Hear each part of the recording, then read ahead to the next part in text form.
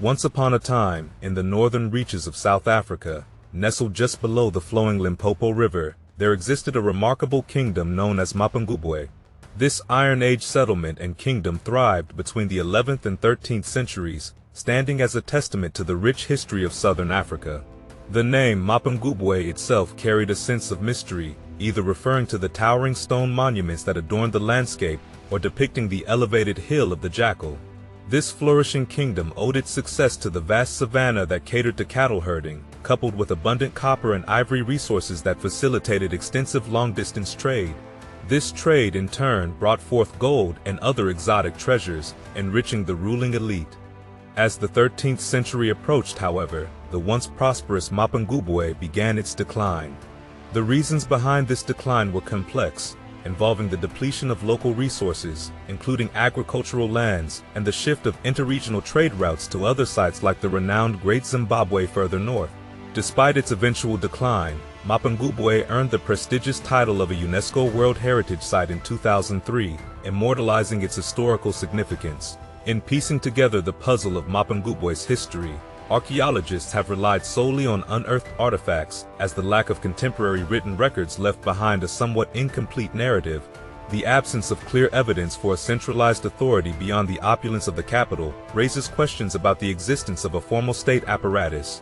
The Bantu-speaking pastoralists formed the foundation of the Mapungubwe kingdom, utilizing the natural defenses of a large sandstone plateau at the heart of their territory. Cattle herding and the cultivation of sorghum and cowpeas played crucial roles in sustaining the kingdom, as indicated by layers of bones and manure dating back to the 9th century CE. At the helm of Mapungubwe society stood the chief or king, likely the wealthiest individual in the community. The king's dwelling, a stone enclosure atop a natural sandstone hill, served as a symbol of power. This elevated position not only offered strategic advantages, but also highlighted the religious association between the king and rainmaking, essential for agriculture in the arid landscape. The royal court's separation from the commoners was evident in the dwellings, with royal wives residing in distinct areas. A wooden palisade originally surrounded the entire complex, safeguarding the heart of Mapungubwe. Meanwhile, the majority of the community lived in mud and thatch houses spread below the hill. The king's final resting place, marked by a wooden staircase connecting 2 levels, reflected the social hierarchy. Commoners were buried at the valley level, while the king and his predecessors rested at the hill summit. Beyond the capital, other impressive hilltop sites across the Mapungubwe plateau likely belonged to local chiefs, acting as vassals to the central authority.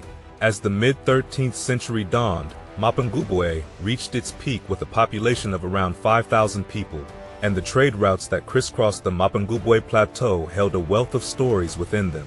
Among the remnants of the past, scattered amidst the sands and stones, were traces of a bustling exchange of goods and ideas. Amidst the high number of carnivore remains and ivory splinters, a tale of commerce unfolded. Animal hides and ivory elephant tusks, gathered in abundance, hinted at a trade network stretching far beyond the horizon. These treasures were destined for coastal realms, carried by the currents of the nearby Limpopo River. Glass beads from distant India and fragments of Chinese Celadon vessels whispered of encounters with far-flung lands, where merchants from Arabia and India sailed upon distant seas. In the shadows of Mapungubwe's prosperity, the Kingdom of Zimbabwe stood as a pier across the savannah plateau. Their fates intertwined, bound by the flow of copper and gold trade routes that wound through the land. Great Zimbabwe, it seemed, may have once bowed as a humble vassal to Mapungubwe, its riches flowing forth to enrich the kingdom's coffers. Amidst the whispers of trade, art flourished upon the plateau. Pottery, crafted by skilled hands, spoke of a society teeming with life and creativity. From spherical vessels to beakers adorned with intricate patterns, each piece bore witness to the craftsmanship of its makers. Ceramic discs and giraffe figurines, cattle, sheep, and goat statuettes, each artifact whispered tales of reverence and ritual, offerings to ancestors and gods. But it was the gleam of gold that truly captured the imagination. Sheets of gold, beaten into delicate rectangles and adorned with geometric patterns, hinted at a royal splendor unseen before. Rhinoceros figurines crafted from hammered gold, fragments of bangles, and thousands of tiny beads, all spoke of a kingdom where gold held not just material worth, but a value intrinsic to the soul of the land. At the heart of it all lay the royal burial site, a testament to the kings and queens who once ruled over Mapungubwe. Amongst the sands of time, these treasures lay hidden, waiting for those who dared to uncover their secrets. Through the lens of skeletal analysis, researchers peered into the past, uncovering insights into the health and lifestyle of Mapungubwe's inhabitants. Their findings painted a picture of a society that experienced mortality rates akin to pre-industrial Europeans, with a notable lifespan of 35 to 40 years after reaching adulthood. Despite the challenges of youth mortality, the people of Mapungubwe grew strong, free from the grip of chronic infections, though occasional cases of anemia in children whispered of hardships endured. Yet, beneath the surface, a tale of ethnic affiliation unfolded. Through the study of craniometric traits, attempts were made to trace the genetic tapestry of Mapungubwe's populace. Early analysis hinted at affinities with the Khoisanid samples, leading to a classification steeped in controversy. The rich material culture of the kingdom stood in contrast to the racial categorizations imposed upon its people, as debates raged over the complexities of identity and heritage.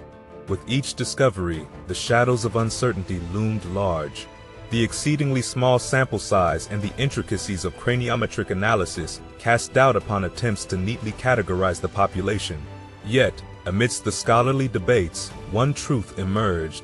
Mapungubwe was a melting pot of cultures and histories, where the lines between ethnic boundaries blurred and identities intertwined.